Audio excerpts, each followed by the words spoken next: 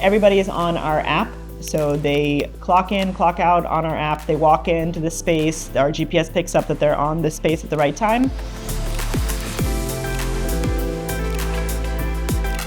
They have the checklist of things to get done, and they, check off what they're doing. And then at the end of the day, at the end of the shift, they also do just like a walkthrough to make sure everything is taken care of. But it really comes down to just the same people being at the same site. So it's always, you can see what's out of place. If you're in the same space every single night at 6 p.m., you see that, something is out of whack or something is not done. And so you just get really familiar with the space. We've had cleaners who are at the same office for 5 years.